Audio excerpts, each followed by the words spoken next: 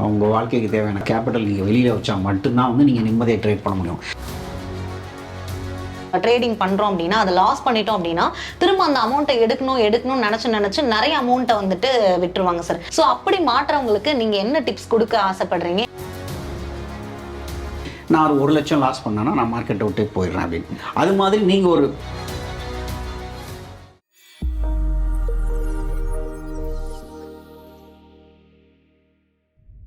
ஜீபு நேயர்களுக்கு வணக்கம். Retail traders மார்க்கெட்ல சர்வைவ் ஆக முடியுமா?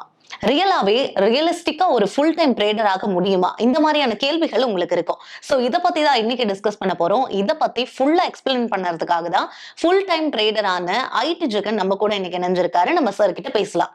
வணக்கம் சார். வணக்கம். சார் ஒரு ரீட்டைல் ட்ரேடர் இருக்காங்க சார், அவங்களால ஒரு மார்க்கெட்ல சர்வை பண்ண முடியுமா? இது பாசிபிளா? இது இல்ல ஒரு இல்யூஷனா? அதை எப்படி நம்ம பார்க்கறது? எத்தனை பேர் இதை பண்ண முடியும்? அதை பத்தி சொல்லுங்க. ரீட்டைலை பொறுத்த வரைக்கும் பார்த்தீங்கன்னா கிட்டத்தட்ட 90 to 95% உங்களுக்கு லாஸ் மேக்கிங்லாம் இருக்கிறதுனால சேலஞ்சிங்கான விஷயம்தான். ஆனால் நீங்கள் முறையாக சரியாக கற்றுண்டு உங்கள் சைக்காலஜி என்ன அப்படிங்கிறத புரிஞ்சு நீங்கள் பண்ணிங்கன்னா அதை பண்ண முடியும். ஆனால் அதுக்கு நல்லா டைம் ஆகும். உங்கள் கேரக்டர் என்னென்னு தெரியணும், மார்க்கெட்டோட டைரக்ஷன்ஸ் தெரியணும், உங்கள் மைண்ட் செட்டுக்கு என்ன ஸ்ட்ராட்டஜின்னு தெரியணும், இதை எப்படி டெஸ்ட் பண்ணுறதுன்னு தெரியணும், எவ்வளோ டெப்ளாய் பண்ணணும்னு தெரியும். இவ்வளோ விஷயங்கள் தெரிஞ்சுக்கிறது ரொம்ப முக்கியங்க. ஸோ அதனால தான் 95% பீப்புள் லாஸ் பண்ணுறாங்க. ஓகே சார், நீங்கள் இப்போ சொன்னீங்க, இப்போ ரீட்டைல் ட்ரேடர்ஸ்லாம் எதுவுமே தெரியாமல் ட்ரேடிங் பண்ணாதீங்க, நீங்கள் நிறைய விஷயங்களை கற்றுக்கணும், லேர்ன் பண்ணணும் அப்படின்னு சொல்கிறீங்க. ஸோ இந்த ரீட்டைல் ட்ரேடர்ஸ் இதை பற்றியெல்லாம் தெரிஞ்சுக்கிறதுக்கு ஏதாவது கோச்சிங் போகணுமா? இல்லை இதை டீச் பண்ணுறதுக்கு யாராவது இன்ஸ்டிடியூஷன்ஸ் வச்சுருக்காங்களா? எப்படி அவங்க இதை தெரிஞ்சுக்கிறது? இல்லை அவங்க செல்ஃபாகவே இதை நாலேஜ் கெயின் பண்ணிக்க முடியுமா? எப்படின்னு சொல்லுங்க சார். தியரிட்டிக்கலாக பார்த்தீங்கன்னா செல்ஃபாக லேர்ன் பண்ண முடியாதெல்லாம் ஒன்றும் கிடையாது. நிறைய புக்ஸு, யூடியூப்ஸு, நிறைய ஆர்டிகிள், இந்த மாதிரி நிறைய கண்டென்ட் நிறையா வந்துருச்சு. ஸோ லேர்ன் பண்ணிக்கிறதுங்கிறது ஒரு பெரிய ஒரு ஹர்டில் கிடையாது, ஒரு தடையாக இருக்காது. ஆனால் அதில் உள்ள சிக்கல் என்னென்னா உங்களுக்கு நடைமுறைன்னு அப்படிங்கிறது வேறு, ப்ராக்டிக்கல் அப்படின்னு வரும்போது வேறு, நீங்கள் தியரின்னு வரும்போது வேறு. தியரியில் பார்க்கும்போது எல்லாமே ரோஸியாக இருக்கும், இவ்வளோ ப்ராஃபிட் பண்ணிடலாம், அவ்வளோ ப்ராஃபிட் பண்ணிடலாம் அப்படின்ட்டு. நடைமுறைன்னு வரும்போது அதில் உள்ள சட்ட சிக்கல்லாம் நிறையா இருக்குது. இப்போ பார்த்தீங்கன்னா ஸ்லிப்பேஜஸ்னு ஒன்று இருக்குங்களா, நீங்கள் நினச்சிக்கிட்டு இருப்பீங்க இந்த ப்ரைஸ்க்கு இந்த ஆர்டர் போயிடும் அப்படின்ட்டு, ஆனால் அந்த ப்ரைஸ் போகாதுங்களா. இதில் எவ்வளோ காஸ்ட் ஆகுன்னு இருக்குது, ஓகேங்களா. பேக் டெஸ்ட்லேருந்து எவ்வளோ டிவியேஷன் ஆகுன்னு இருக்குது. இது எல்லாமே பார்த்தீங்கன்னா ஒரு ஆக்சுவல் ட்ரேடர்கிட்ட தான் கற்றுக்க முடியும். அடுத்த கொஸ்டின் என்ன கேட்பீங்கன்னா, யார் நல்ல ட்ரேடர், யார் மோசமான ட்ரேடர், எப்படிங்க எனக்கு தெரியும்? சோஷியல் மீடியாவில் வர்றவங்க எல்லாருமே இப்படி போகிறாங்கன்னா 2 ஆப்ஷன் இருக்குது. ஒரு ஆப்ஷன்னா நீங்கள் பிஎன்எல் வெரிஃபைடு அப்படின்னு யாரெல்லாம் போகிறாங்களோ அவங்கள ஓரளவுக்கு நம்பலாம்.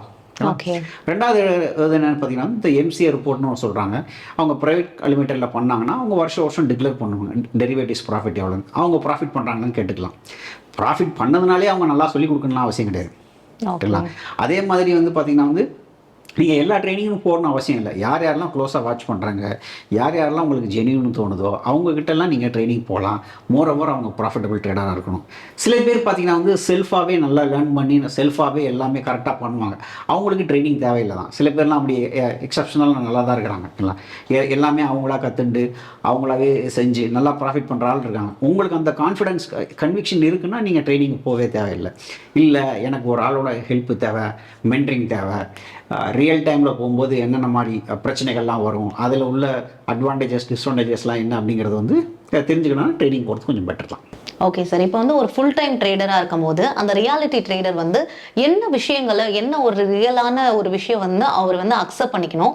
டைம், மணி எக்ஸ்பெக்டேஷன், ப்ரெஷர், இது 3ல் எது அவங்களுக்கு ரொம்ப டஃபஸ்ட்டாக இருக்கும்? எப்படிப்பட்ட ப்ரெஷர் இருந்தாலும் அது ட்ரேடிங்கை பயங்கரமாக காயப்படுத்துங்க. உங்கள் வாழ்க்கைக்கு தேவையான கேபிட்டல் நீங்கள் வெளியில் வச்சா மட்டும்தான் நீங்கள் நிம்மதியாக ட்ரேட் பண்ண முடியும்.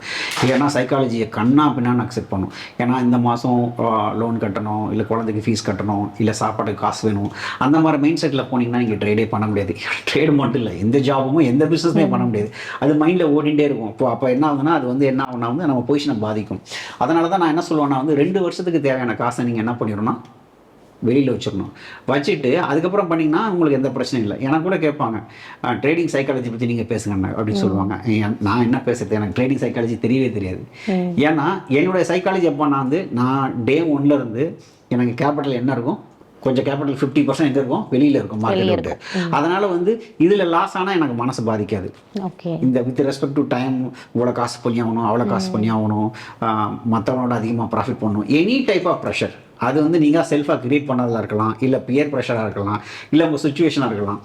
இது எல்லாமே உங்களை எதை பாதிக்கும், நம்மளோட ட்ரேடிங்கோட இதை ட்ரைனிங்கை வந்து பாதிக்கும். ரொம்ப பாதிக்கும்.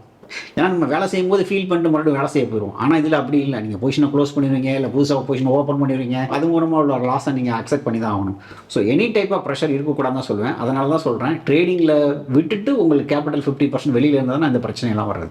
ஓகே சார், இப்போ நீங்கள் வந்து பேசும்போது சொல்கிறீங்க, நீங்கள் வந்து ஒரு 2 வருஷத்துக்கு முன்னாடியே உங்களோட கேபிட்டலை வந்து வெளியே நீங்கள் வந்து வச்சிருக்கணும், அப்போ தான் நீங்கள் ட்ரேடிங்குள்ளேயே வரணும் அப்படின்னு சொல்கிறீங்க.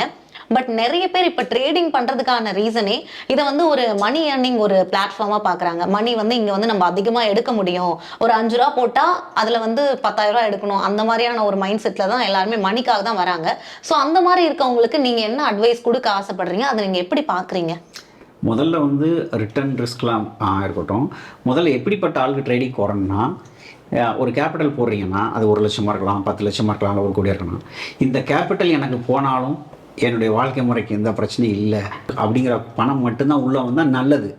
ஏன்னா அப்படி இருந்தால் மட்டும்தான் உங்களுக்கு என்ன இருக்காது, எந்த ஒரு ப்ரெஷர் இருக்காது. இப்போ என்ன எடுத்தீங்கன்னா 2015 நான் உள்ளே வரும்போது 3 லட்சத்தோட மார்க்கெட்டில் வந்தேன். ஆனால் என்கிட்ட 3 லட்சம் மட்டும் இல்லை, 7 லட்சம் வெளியில் இருந்தது. ஏன்னா எனக்கு தெரியும் 3 லட்சம் போயிடுச்சுன்னா மீதி 7 லட்சம் நான் வேலை செஞ்சுக்கிட்டு இருந்தேன். ஸோ மீதி ஒரு 7 லட்சம் இருக்குது, நம்ம ஒரு டெஸ்டிங்காக தான் பண்ணுறோம் அப்படின்னு. ஆக நீங்கள் cushion capital, actual capital for trading. இப்போது நீங்கள் ஆக்சுவல் கேபிட்டல் நல்லா ப்ராஃபிட் வந்துச்சுன்னா என்ன செய்யணும், அடுத்த வருஷம் பேலன்ஸ் பண்ணி 2 50-50 இருக்கிறப்ப பார்த்துக்கணும். ஒருவேளை 20 லட்சம் இப்போ நல்லா ப்ராஃபிட் பண்ணி 20 லட்சம் என்ன செய்யணும், ஒரு 10 லட்சத்தை தூக்கி நீங்கள் குஷன் கேபிட்டலை வச்சுட்டு சேஃப்டியில் வச்சுட்டு ஒரு 10 லட்சத்தை ட்ரேடிங் பண்ணணும். பண்ணிங்கன்னா உங்களுக்கு இந்த பிரச்சனை வராது. ஸோ வச்சுருக்கதே கொஞ்சம், அதில் ரிட்டர்ன் எக்ஸ்பெக்டேஷன் வந்து ரொம்ப அதிகமாக பண்ணிடணும் வந்தீங்கன்னா வந்து ஸோ மார்க்கெட் என்ன பண்ணணும்னா பெரும்பாலும் வந்து உங்களுக்கு ஃபேவர் பண்ணாது. ஸோ கிட்டத்தட்ட அது பார்த்தீங்கன்னா மார்க்கெட் ஃபேவர் பண்ணுறத விட நீங்கள் உங்களையே வந்து பாதிக்க முடியாது, நீங்கள் பண்ணிக்கிறீங்க, அழிக்கிற மாதிரி நீங்களே பண்ணிக்கிறீங்க. அதனால் என்ன பொறுத்த வரைக்கும் பண்ணக்கூடாது. பட் பெரும்பாலும் ரீட்டைல் பீப்புள் அப்படி பண்ணுறதில்ல. கடன் வாங்கிட்டு வர்றாங்க, வீடை அடமானம் வச்சு வர்றாங்க, நகையை விற்றுட்டு வர்றாங்க அடமானம் வச்சு. அந்த மாதிரிலாம் பண்ணவே கூடாது. உங்களுக்கு என்ன பண்ணணும்னா உங்கள் ஐடியல் கேபிட்டல் இருக்கிற வரைக்கும், ஐடியல் கேபிட்டல் ஓரளவுக்கு வர வரைக்கும் நீங்கள் வெயிட் பண்ணி தான் ஆகணும். அது வரைக்கும் வேலைக்கு போய் சம்பாரித்து அந்த சம்பாதிக்கிற காசில் சேவ் பண்ணி அதில் ஒரு 50% போட்டு 50% வச்சுருந்தீங்கன்னா உங்களுக்கு எந்த பிரச்சனையும் இல்லை. ஸோ ரிஸ்க் எடுக்கிறவங்க யார் ரிஸ்க் எடுக்கணும்னா வந்து அவங்களுக்கு பெருசாக லைஃப்பில் ரிஸ்க் இல்லாதவங்க தான் எடுக்கணும். ஏற்கனவே லைஃப்பில் ரிஸ்க் இருக்குன்னா அந்த ரிஸ்க்கை தூக்கி நீங்கள் ட்ரேடிங் தலைமையில் வச்சிங்கன்னா அந்த ரிஸ்க்கை மறுபடியும் நம்ம தலையில் தான் ஆகணும். அது ட்ரேடிங்கில் பாதிக்கும். அப்புறம் அவசரப்படுவோம். அதனால் ட்ரேடிங்கில் லாஸ் ஆகி என்ன ஆகுனாலும் ரிஸ்க்கை விட வந்து உங்களுக்கு டபுள் ரிஸ்க் ஆகும். ஸோ அது பண்ணவே கூடாது. ஓகே சார், இப்போ வந்து நீங்கள் வந்து சொல்கிறீங்க ரிஸ்க் இருக்கவங்க இதை பண்ணவே பண்ணாதீங்க அப்படின்னு சொல்கிறீங்க. இப்போ நம்ம மெஜாரிட்டி பார்த்தோம் அப்படின்னா ரிஸ்கோடு இருக்க பீப்புள்ஸ் தான் சார் அதிகமாக இருப்பாங்க. நீங்கள் சொல்கிறது பார்த்தா ஒரு வெல் செட்டிலான இருக்க ஒரு ஃபேமிலியால் மட்டும்தான் இதை ஹேண்டில் பண்ண முடியும் அப்படின்ற மாதிரி சொல்கிறீங்க. ஸோ ஒரு நார்மல் மிடில் கிளாஸ் ஃபேமிலி வந்து இந்த மாதிரி ட்ரேடிங்கில் வந்து அவங்க வரவே கூடாதா? இப்போ இன்வெஸ்ட்மெண்ட் எடுத்துக்கிட்டோம் அப்படின்னா சம்பாதிக்கிற அமௌண்ட்டில் வந்து பாதி இன்வெஸ்ட்மெண்ட் பண்ணுவாங்க, மீதி இருக்க அமௌண்ட்டை வந்து செலவு பண்ணுவாங்க. அதே மாதிரி இப்போ ட்ரேடிங்கில் நம்ம அந்த மாதிரி பண்ண முடியுமா? அது பாசிபிள் இல்லையா? ஒரு பார்ட் டைமாவோ இல்லை ஒரு ஃபுல் டைமாவோ இதை பண்ணுறதுக்கு நமக்கு வந்து அமௌண்ட் பேக்கப் சோர்ஸ் கண்டிப்பாக தேவையா? நீங்கள் ட்ரேடிங்கில் போகிற கேபிட்டல் வந்து உங்கள் வாழ்வாதாரத்தை நம்பி இருக்கக்கூடாது. அதை உங்கள் வாழ்வாதாரம் அதை நம்பி இருக்கக்கூடாது. அதை தான் நான் திரும்ப சொல்கிறது. அப்படி இருந்ததுன்னா ஒருவேளை ரிஸ்க் ஆச்சுன்னா அது உங்கள் குடும்பத்தை பாதிக்கும். ஓகேங்களா?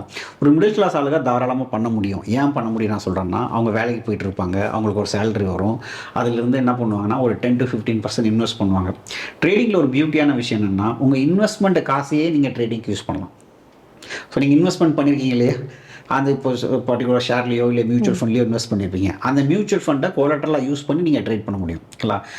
நான் என்ன சொன்னேன்னா உங்கள் வாழ்வாதாரம் பாதிக்கப்படக்கூடாதுன்னு சொன்னேனே தவிர வந்து நீங்கள் ட்ரேட் பண்ணக்கூடாதுன்னு சொல்லலை. சரிங்களா? இப்போ நீங்கள் வேலைக்கு போயிட்டு இருக்கீங்கன்னா நீங்கள் என்ன பண்ணலாம், பார்ட் டைமாக பண்ணலாம். அப்போ பார்ட் டைமாக பண்ணேன்னா இப்போ 9 to 3:30 நான் இருக்கணுமா நீங்கள் கேள்வி கேட்டேன்னா அதுக்கு தான் அல்காரிதம் நிறையா வந்துருச்சு. ஓகேங்களா? அல்காரிதம் போட்டுட்டு நீங்கள் அதை கரெக்டாக கான்ஃபிகர் பண்ணிவிட்டு உங்கள் ப்ராஃபிட் லாஸ், ஸ்டாப் லாஸ் என்ன, டார்கெட் என்ன அப்படிங்கிறதெல்லாம் நீங்கள் கரெக்டாக பேக் டெஸ்ட் பண்ணிவிட்டு நீங்கள் சாஃப்ட்வேரில் வந்து கரெக்டாக கான்ஃபிகர் பண்ணிட்டீங்கனாலே நீங்கள் மொபைல்லையோ இல்லை லேப்டாப்லேயோ நீங்கள் இருந்து நீங்கள் பார்த்துக்கலாம். ஓகேங்களா?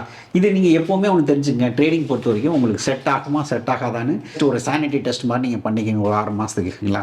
நீங்கள் வேலைக்கு போயிட்டு இருக்கீங்கன்னா நீங்கள் பார்ட் டைமாக தாராளமாக பண்ணலாம். வேலையை விட்டுட்டிங்கன்னா ரொம்ப கஷ்டம். அப்போ வந்து நீங்கள் வேலையை விட்டுட்டிங்கன்னா நீங்கள் 2 வருஷத்துக்கு தேவையான கேபிட்டல் வைக்கணும். ஆக நீங்கள் மிடில் கிளாஸ் பண்ண முடியுமான்னு கேட்டிங்கன்னா 100% பண்ண முடியும். ஏன்னா நானே மிடில் கிளாஸில் தான் உங்களுக்கு வந்து ட்ரேடிங்கை ஸ்டார்ட் பண்ண 100% பண்ண முடியும். ஏன்னா அவங்க வேலைக்கு போவாங்க, அவங்கள்ட்ட கேபிட்டல் இருக்கும், கொஞ்சம் இன்வெஸ்ட்மெண்ட்ஸ் வச்சுருப்பாங்க, அந்த இன்வெஸ்ட்மெண்ட்ஸை யூஸ் பண்ணி நீங்கள் ட்ரேட் பண்ணிக்க முடியும். ப்ரொவைடட் பார்ட் டைம் அவங்க. நான் சொன்ன கண்டிஷன் எல்லாமே ஃபுல் டைம் ட்ரேடர் தான். ஃபுல் டைம் ட்ரேடர்னு வந்துட்டிங்கனாலே உங்களுக்கு என்ன வேணும், அமௌண்ட் வேணும், பேக்கப் சோர்ஸ் வேணும். வேலை செஞ்சுட்டு இருக்கவங்களுக்கு வேலை வருமானம் வர்றதுனால அது பிரச்சனை இல்லை. ஸோ அதுதான் அதுக்கு ஆன்சர். ஓகே சார், இப்போ வந்து நீங்க சொன்னீங்க ஃபுல் டைம் பண்றவங்க வந்து கண்டிப்பா பேக்கப் சோர்ஸ் வச்சுக்கணும், பார்ட் டைம் பண்றவங்க வந்து ஆல்ரெடி ஒரு ஒர்க் போயிட்டு இருப்பாங்க, ஸோ வந்து அவங்களுக்கு அந்த அளவுக்கு தேவைப்படாது அப்படின்னு சொன்னீங்க. பட் பார்ட் டைம் அவங்க பண்ணாலுமே கூட ட்ரேடிங்ல வந்து லாஸ் வந்து அதிகமாகிறதுக்கு சான்ஸ் இருக்கு. ஸோ அப்போ அந்த லாஸ் வந்து அவங்க எப்படி ஹேண்டில் பண்ணுவாங்க, அதை நம்ம என்ன பண்றது, அதுக்கு சொல்லுங்க சார். சரி, அதுக்கு நான் என்ன பண்ணேன்னா, நான் என்ன வச்சுருந்தேன், நான் ஸ்டார்ட் பண்ணும்போது நான் 3 லட்சத்தோட வச்சுருந்தேன். 3 லட்சத்தை வச்சு உள்ளே வரும்போது நான் என்ன பிளான் பண்ணேன்னா, கிட்டத்தட்ட 1 லட்சம் வரைக்கும் என்னோட ரிஸ்க் ஒரு ட்ரேடில், ட்ரேடிங் கேரியருக்கு மேபி 2000 3000 லாஸ் பண்ணலாம். இப்படி லாஸ் பண்ணி நான் ஒரு 1 லட்சம் லாஸ் பண்ணேன்னா நான் மார்க்கெட்டை விட்டு போயிடுறேன் அப்படின்னு. அது மாதிரி நீங்கள் ஒரு பெஞ்ச் மார்க்கெட் டிசைட் பண்ணிக்கலாம். இதுதான் என்னுடைய லெவல், இந்த லெவலுக்கு கீழே என்னால் சஸ்டெயின் பண்ண முடியாது அப்படின்னு நீங்கள் டிசைட் பண்ணிட்டீங்கன்னா, அந்த லெவலுக்கு கீழே போனால் நீங்கள் என்ன பண்ணலாம், ட்ரேடிங்கை ஸ்டாப் பண்ணிக்கலாம். ஏன்னா ட்ரேடிங்கிறது வந்து எல்லாருக்கும் வரும்னு கிடையாது, அது ஈஸியும் கிடையாது. ஸோ சில பேருக்கு வரலாம், சில பேருக்கு வராமல் போகலாம், சில பேருக்கு லேட்டாக வரலாம், சில பேருக்கு ஸ்டார்டிங்லேருந்தே வரலாம். இப்போ நான்லாம் பார்த்தீங்கன்னா 2015-16 டே 1லேருந்தே ப்ராஃபிட்டபுளாக தான் இருக்கேன். அது மாதிரி வந்து இது நீங்கள் எப்படிப்பட்ட ஆள்னு நீங்கள் டெஸ்ட் பண்ணாதான் தெரியும். ஸோ டெஸ்ட் பண்ணும்போது நீங்கள் இன்வெஸ்ட்மெண்ட்ஸ் மேபி ஒரு 5 lakhs வச்சுருக்கீங்கன்னா, அந்த 5 lakhsல வந்து நீங்கள் ஒரு பர்டிகுலர் அமௌண்ட் நீங்களே ஃபிக்ஸ் பண்ணிக்கலாம் உங்கள் சைக்காலஜிக்கு தகுந்தாப்புல. நான் கொஞ்சம் கொஞ்சமாக ரிஸ்க் எடுக்க போகிறேன், மொத்தமாக எனக்கு இவ்வளோ ரிஸ்க் வந்துருச்சு அப்படின்னா நான் என்ன செய்ய போகிறேன், ட்ரேடிங்கை நிறுத்திட போகிறேன். இல்லைனா ஒரு ரிஸ்க் வரைக்கும் ஒரு 5% இல்லை 10% வரைக்கும் பார்க்க போகிறேன். அதுக்கப்புறம் யார்ட்டாவது கைடன்ஸு இல்லை ஸ்ட்ராட்டஜி மாற்ற போகிறேன், மறுபடியும் ட்ரை பண்ண போகிறேன். ஆனால் என்னை பொறுத்த வரைக்கும் ஒரு ஹார்ட் ஸ்டாப் லாஸ் வச்சுக்கிறது நல்லது. ஹார்ட் ஸ்டாப் லாஸ்னால் என்ன அர்த்தம்னா, இதுக்கு மேலே நான் பண்ண மாட்டேன். ஓகே. ஸ்டாப் லாஸ்னால் என்ன அர்த்தம்னா, ஸ்டாப் லாஸ் அடிச்சு விட்டு மறுபடியும் ரீதிங்க் பண்ணி நான் டிசைட் பண்ணேன். ஹார்ட் ஸ்டாப் லாஸ்னால் என்ன அர்த்தம்னா, அவ்வளோதான் முடிஞ்சது, hard stop loss to my trading career. ஏன்னா அதில் ஒன்றும் தப்பு இல்லை, நிறைய உங்களுக்கு இன்வெஸ்ட்மெண்ட்ஸ் நல்லா வரலாம், இல்லை வேறு ஏதாவது துறையில் நீங்கள் நல்லா பண்ணலாம். ஸோ அதனால் வந்து நீங்கள் அப்படி ஒரு டிசைட் பண்ணிக்கிறது பெட்டர். ஓகே, நம்ம நிறைய லாஸ் ஏற்படும் போது அதை ஸ்டாப் பண்ணிக்கிறது பெரிய மிஸ்டேக் இல்லை அப்படின்னு நினைக்கிறேன். அதாவது வந்து கொஞ்சம் கொஞ்சமாக லாஸ் பண்ணுறீங்க, அது ஏன்னா ட்ரேடிங் வந்தால் ப்ராஃபிட் வரும், லாஸ் வரும். லாஸ் இல்லாமல் ப்ராஃபிட் பண்ணவே முடியாது, ப்ராஃபிட் இல்லாமல் லாஸும் பண்ண முடியாது.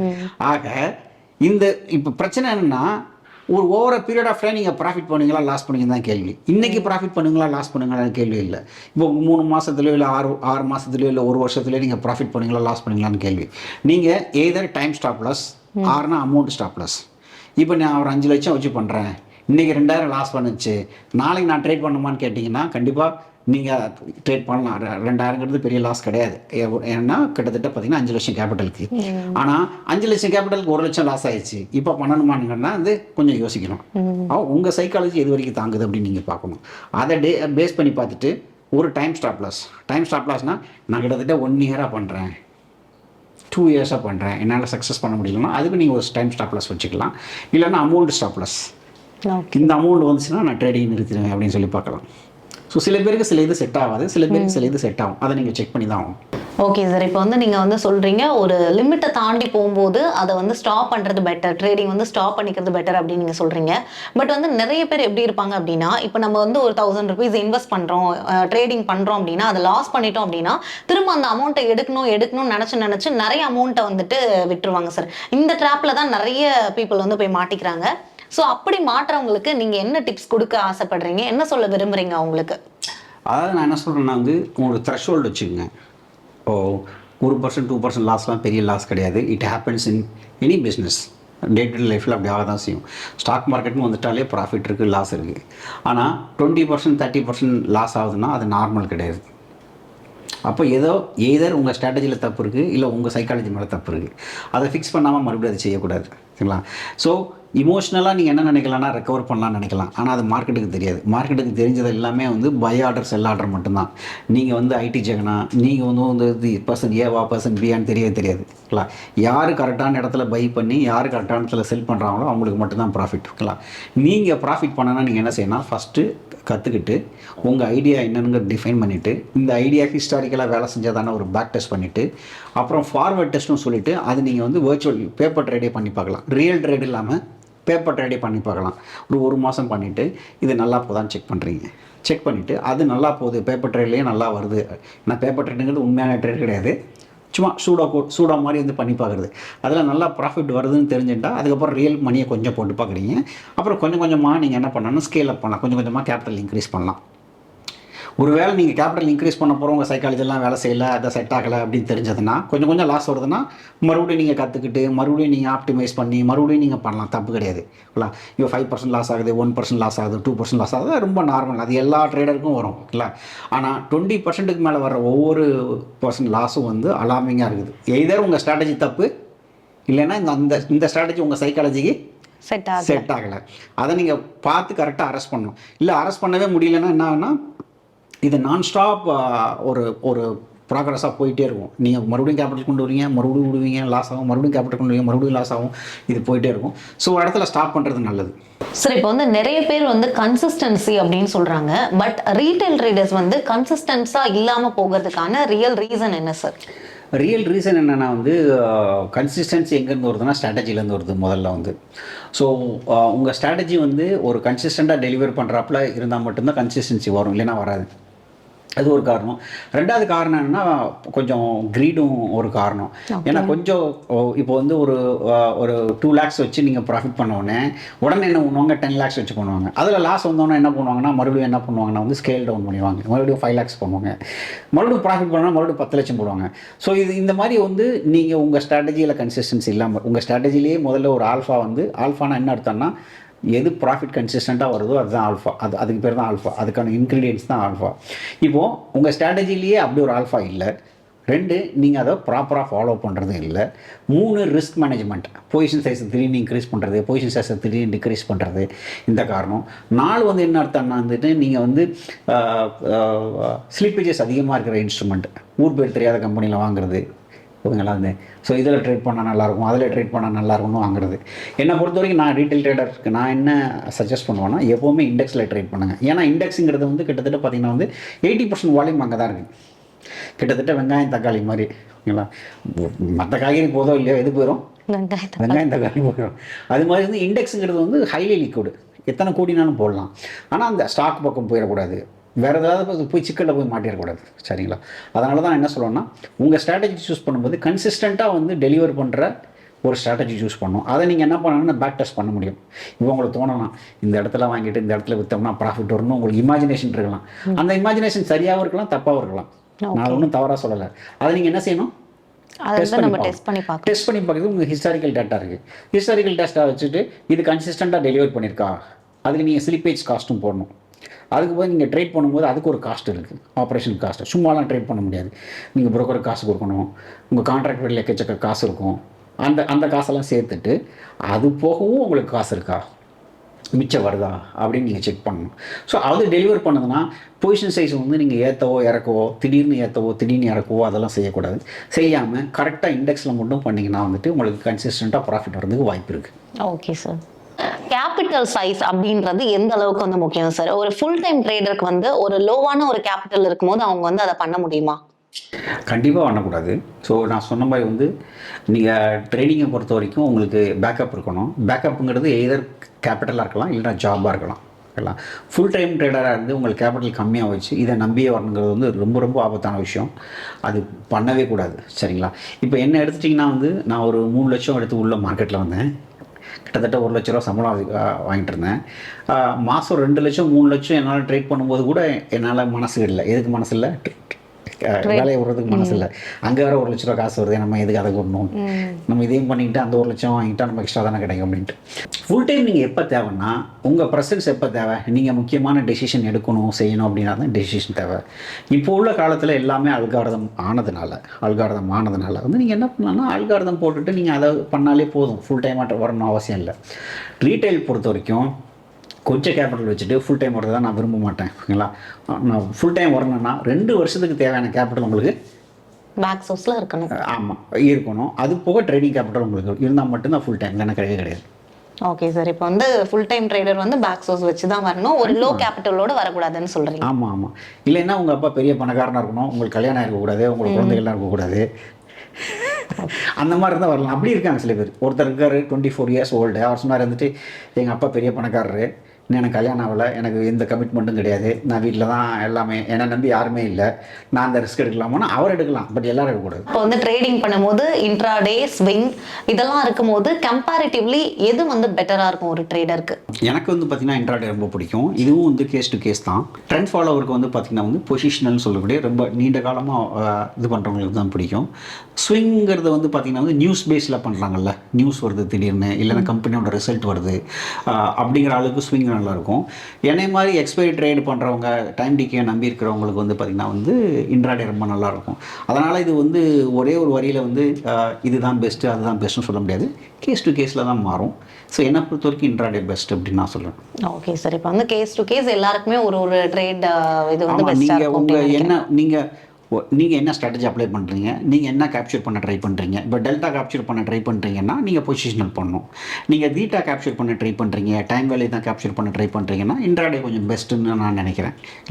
இல்லை நான் வந்து நியூஸ் ஃபாலோ பண்ணுறேன், கம்பெனியோட ரிசல்ட்டெல்லாம் ஃபாலோ பண்ணுறேன், இந்த ஆர்பிஐயோட ரிசல்ட்டெல்லாம் ஃபாலோ பண்ணுறேன், அப்படி அந்த மாதிரி வந்து result oriented, news event oriented நீங்கள் பண்ணுறீங்கிறதா இருந்தால் ஸ்விங் பெட்டர். Okay sir. இப்போ வந்து ரீட்டைல் ட்ரேடர்ஸ் வந்து ஓவராக ஃபெயில் ஆகுறாங்க சார், லாஸ் வந்து அவங்களுக்கு அதிகமாகுது. அதே மாதிரி எக்ஸ்பீரியன்ஸ்டான ட்ரேடர்ஸ் வந்து லாஸ் வந்து அவங்களுக்கு கம்மியாக தான் ஆகுது. அதுக்கான காரணம் என்ன சார்? ஏன்னா எக்ஸ்பீரியன்ஸ் ட்ரேடர்ஸ்க்கு வந்து என்ன தெரியும்னா வந்து எங்கே லாஸ் ஆகிறதுக்கு வாய்ப்பு அதிகம். ஓகேங்களா, ஒரு வேளை லாஸ் ஆனால் எவ்வளோ தூரம் நம்ம லாஸ் குறைவாக வர்றதுக்கு பொசிஷன் சைஸ் பண்ண முடியும் அப்படிங்கிறது அவங்களுக்கு தெரியும். ஒரு உதாரணத்துக்கு பார்த்தீங்கன்னா இப்போ வந்து பட்ஜெட் வருது, ஆர்பிஐ ஈவெண்ட்லாம் வருதுன்னு வச்சுக்கோங்க. ஸோ பட்ஜெட் ஆர்பிஐ ஈவெண்ட்டுக்கெலாம் மார்க்கெட் வந்தோட மூவ்மெண்ட் வந்து ரொம்ப ஹெவியாக இருக்கும். லாஸ் ஆனால் ஹெவியாக வரும், ப்ராஃபிட் வந்தாலும் ஹெவியாக வரும். ஸோ அந்த மாதிரி சமயத்தில் என்ன பண்ணுவாங்கன்னா எக்ஸ்பீரியன்ஸ் பீப்புள் வந்து பொசிஷனை குறைச்சிப்பாங்க. ஓகேங்களா, இல்லைன்னா அன்றைக்கி உள்ளே போக மாட்டாங்க. ஸோ இந்த மாதிரி என்ன பண்ணுவாங்கன்னா ஃபில்டரிங் மெக்கானிசம், எப்போ வேணும் எப்போ வேண்டாம், எப்போ பொசிஷன் சைஸ் கம்மியாக இருக்கணும் எப்போ அதிகமாக இருக்கணும், ஸோ எவ்வளோ கேபிட்டல் போடணும், எந்த ஸ்ட்ராட்டஜி போடணும், இது எல்லாமே உங்களுக்கு என்ன ஆயிடுதுன்னா உங்களுக்கு ஒரு எக்ஸ்பீரியன்ஸ் பீப்புளுக்கு ஒரு அட்வான்டேஜாக மாறிடுது. ஸோ அதனால தான் எக்ஸ்பீரியன்ஸ் பீப்புள் நல்லா பண்ணுறாங்க. பட் அதே சேம் டைம் எக்ஸ்பீரியன்ஸ் பீப்புள்ஸில் ஃபெயில் ஆகவும் செய்வாங்க. என்னென்னா மார்க்கெட்டோட ரெஜிம் மாறிட்டே இருக்கும். இவங்க என்னென்ன பண்ணியிருப்பாங்கன்னா வந்து நான் சொல்லுவாங்களே பூமர் அங்கிள் மாதிரி பழைய காலத்துல இருப்பாங்க. இவனா கோல்டா அது ஏறவே ஏறாது. ஏன்னா இவங்க பழைய காலத்தில் அப்படி தான் பார்த்துருக்காங்க. கோல்டா ஏறவே ஏறாது. ஆனால் இப்போ புது ட்ரெண்ட் பிரகாரம் அப்படி கிடையாது. இன்னொரு 10 வருஷம் கழிச்சு ஸ்டாக் மார்க்கெட் பெட்டராக இருக்கலாம் கோல்டை விட. சரிங்களா, ஸோ சில நேரத்தில் எக்ஸ்பீரியன்ஸாக இருக்கிறது நல்லதாகவும் இருக்குது, சில நேரத்தில் அதுவே ரொம்ப கெட்டதாகவும் இருக்குது. முன்னாலெல்லாம் நான் பார்த்துருக்கேன், ஃபெட் ஈவெண்ட்னு ஒரு ஈவெண்ட் வரும் யூஎஸில் வந்து நம்ம இதில் ஆர்பிஐ ஈவெண்ட்னு ஒன்று வச்சுருக்காங்க. ஸோ ஆர்பிஐ என்ன சொல்லுவாங்கன்னா இன்ட்ரெஸ்ட் ரேட் கட் பண்ணுறது இன்க்ரீஸ் பண்ணுறதுலாம் பண்ணுறாங்க இல்லையா, அதே மாதிரி ஃபெட் ஈவெண்ட் வந்து யூஎஸில் பண்ணுவாங்க. அதுக்கு வந்து ஒரு காலத்தில் நியூஸ் யூஎஸில் ஏதாவது சொல்லிட்டாங்கன்னா போதும், மார்க்கெட் மாறினா என்ன ஆகும், ஒன்று மேலே பெருசாக போகும் இல்லைன்னா மேலே கிளிஸாக போகும். ஆனால் இப்போ அதெல்லாம் அவங்க மதிக்கிறதே இல்லை. அதெல்லாம் மூட்டை ஏறி போய் எவ்வளோ நாள் ஆச்சு. இப்போ என்ன பண்ணுவாங்கன்னா எக்ஸ்பீரியன்ஸ் பீப்புளு ஃபெட் ஈவெண்ட் இருக்குமாங்க. ஆக்சுவலாக அதெல்லாம் இப்போ பெரிய விஷயமே கிடையாது. ஸோ அதை என்ன சொல்லுவாங்கன்னா எக்ஸ்பீரியன்ஸாக இருக்குது, சில அட்வான்டேஜஸ் இருக்குது, அதிலே கொஞ்சம் டிஸ்அட்வான்டேஜஸ் இருக்குது. ஆக மொத்தம் காலத்துக்கு தகுந்தாப்புல கொஞ்சம் மாற்றிக்கிறது தான் உண்மையிலே எக்ஸ்பீரியன்ஸ்டு. ஓகே, இப்போ வந்து மார்க்கெட்டில் சர்வைவ் ஆன ட்ரேடர்ஸ்க்கும் மார்க்கெட்லேருந்து எக்ஸிட் ஆன ட்ரேடர்ஸ்க்கும் என்ன 2 பேருக்கும் டிஃப்ரென்ஸ் இருக்குது? ஒன் எக்ஸாம்பிள், ஒன் ரூல் வந்து அவங்க ஃபாலோ பண்ண வேண்டியது சொல்லுங்கள் சார். ரூல் வந்து என்னென்னா பொசிஷன் சைஸிங் தான். நீங்கள் வந்து ஒரே சிஸ்டம் தான் ஃபாலோ பண்ணுற 2 பேர் சக்ஸஸ்ஃபுல்லாக என்ன பண்ணுவாங்கன்னா வந்து கரெக்டாக பொசிஷன் சைஸ் பண்ணுவாங்க. நீங்கள் மார்க்கெட்டில் லாஸ் பண்ணுறதுக்கு பெரிய காரணம் வந்து தப்பான சிஸ்டமோ நீங்களோ கிடையாது, நீங்கள் எவ்வளோ கேபிட்டல் போடுறீங்க, கேபிட்டல் வந்து எவ்வளோ தூரம் அலோகேட் பண்ணுறீங்க அப்படின்னு. இப்போ ரிஸ்க் வந்து ரொம்ப ஹெவியாக இருக்குது. ஓகேங்களா, ஒரு ட்ரேடில் வந்து ரிஸ்க் ஹெவியாக இருக்குது. அந்த ட்ரேடில் வந்து வந்தால் டபுளு போனால் ஒன்றுமே இல்லை, போனால் எல்லா கேபிட்டலும் போச்சு அப்படின்னா நீங்கள் என்ன பண்ணுவீங்க? எடுத்து பார்ப்போம், நமக்கு ஒரு பெரிய லைஃப் கிடைக்கிறதுக்கு வாய்ப்பு இருக்குது, கொடுக்குற தெய்வம் கூரை பிச்சுக்கிட்டு கொடுக்கும் அப்படிங்கிற மாதிரி நம்ம வந்துட்டு 1 லட்சம்னா 1 லட்சம் போட்டின்னு வச்சுக்கோங்க, நல்லா நடந்தால் 2 லட்சம், மோசமாக போனால் ஒன்றுமே இருக்காது. அந்த மாதிரி சமயத்தில் நீங்கள் என்ன பண்ணலான்னா நீங்கள் 2% ரிஸ்க் எடுக்கலாம். 2% ரிஸ்க் எடுத்திங்கன்னா வந்தால் 2%, போனால் 2%.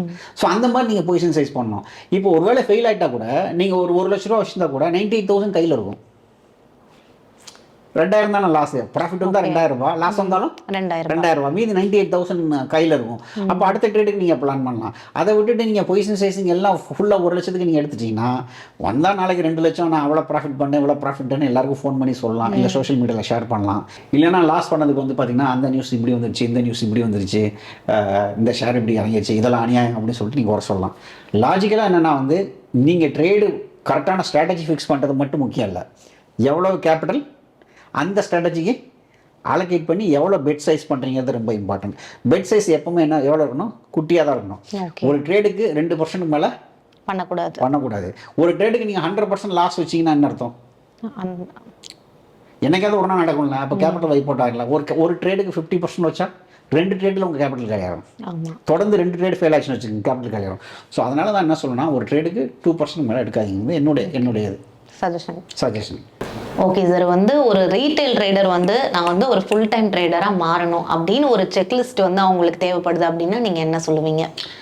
செக்லிஸ்ட் நான் ஏற்கனவே சொன்ன மாதிரி ஃபஸ்ட்டு பேக்கப்பு, ஓகேங்களா? பேக்கப் வச்சுக்கோங்க, நம்பர் 1. செகண்ட் விஷயம் என்ன அப்படின்னு பார்த்தீங்கன்னா வந்து, உங்களுக்கு வந்து ஒரு 2 இயர்ஸ் வந்து உங்களுக்கு ஒரு ட்ராக் ரெக்கார்ட் இருக்கான்னு பார்த்துக்குங்க.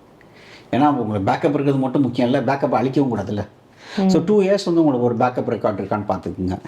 தேர்டு வந்து நீங்கள் யூஸ் பண்ணுற சிஸ்டம் வந்து எல்லா மார்க்கெட்லேயும் சர்வே இருக்கான்னு பாருங்கள். புல் மார்க்கெட்டு, பேர் மார்க்கெட்டு, சைட்வேஸ் மார்க்கெட்டு, இதெல்லாமே சர்வே இருக்கான்னு பாருங்கள். ஏன்னா நீங்கள் 2 வருஷத்தில் பண்ண ப்ராஃபிட் வந்து ஒரு ஒரு ஃப்ளூக்னால கூட வந்திருக்கலாம். ஒருத்தர் பண்ணார் வந்து ப்ராஃபிட்டு, திடீர்னு அவர் அப்போ தான் மார்க்கெட்டுக்குள்ளே வராரு. சரி, அவருக்கு கோல்டுனா ரொம்ப பிடிக்கும், நேச்சுராக இயற்கையெல்லாம் வச்சுக்கலாம். கோல்டு வாங்குறாரு. அவர் வாங்கின நேரம் பார்த்து கோல்டு வந்து 100% ரிட்டர்ன் கொடுத்துருச்சு, மேலே போயிடுச்சு. புரியுதுல நான் சொல்கிறது? அது என்ன சொல்லுவாங்க வந்து, குருவி உட்காரும்போது கரெக்டாக பணமெல்லாம் விழுந்த கதையை வந்துட்டு அவர் நினச்சிக்கிறாரு நான் கோல்டை கரெக்டாக ப்ரிடிக்ட் பண்ணிட்டேன், நான் ப்ராஃபிட் பண்ணிட்டேன் அப்படின்னு சொல்கிறான்னு வச்சுக்கோங்க. அடுத்து கோல்டு கீழே வரும்போது லாஸ் பண்ணிடும் இல்லையா? அதனால் வந்து உங்களுக்கு 2 வருஷம் ஒரு கன்சிஸ்டண்ட்டாக ப்ராஃபிட் பண்ணுறீங்க. ரெண்டாவது, உங்கள் சிஸ்டம் வந்து ஒரு 5 வருஷத்துக்கு மார்க்கெட் மேலே போனாலும் நல்லா பண்ணியிருக்கு, கீழே போனாலும் நல்லா பண்ணியிருக்கு, ஈவெண்ட் இருந்தாலும் நல்லா பண்ணியிருக்கு, சைட்வேஸ்லேயும் நல்லா பண்ணியிருக்கு அப்படிங்கிறது உங்களுக்கு நல்லா தெளிவாக தெரிஞ்சால் மட்டும் நீங்கள் என்ன பண்ணனா ஃபுல் டைமாக வரலாம். ஓகே சார், இப்போ வந்து ரீட்டைல் ட்ரேடராக இருக்காங்க அப்படின்னா அவங்க வந்து ஃபுல் டைமாக பண்ணலாமா இல்லை பார்ட் டைமாக பண்ணலாமா? பார்ட் டைம் இன்வெஸ்ட் பண்ணுறாங்க அப்படின்னா அவங்க என்னென்னலாம் பண்ணணும், ஃபுல் டைம் ட்ரேடிங்க்கு வரவங்க என்னென்ன ஸ்ட்ராட்டஜிஸ்லாம் யூஸ் பண்ணணும் அப்படின்னு நிறைய விஷயங்களை சொல்லியிருந்தீங்க. ரொம்ப ரொம்ப நன்றி சார். நன்றி நேர்களே, இந்த இன்ஃபர்மேஷன்ஸ் உங்களுக்கு யூஸ்ஃபுல்லாக இருந்துச்சு அப்படின்னா இந்த வீடியோவை லைக் பண்ணுங்க. அதே மாதிரி கமெண்ட் செக்ஷனில் உங்களுக்கு வரக்கூடிய கொஸ்டின்ஸை நீங்கள் கமெண்ட் பண்ணலாம். மறக்காம ஜீபு சேனலை சப்ஸ்கிரைப் பண்ண மறந்துடாதீங்க. Investment in security markets are subject to market risk. Read all the related documents carefully before investing.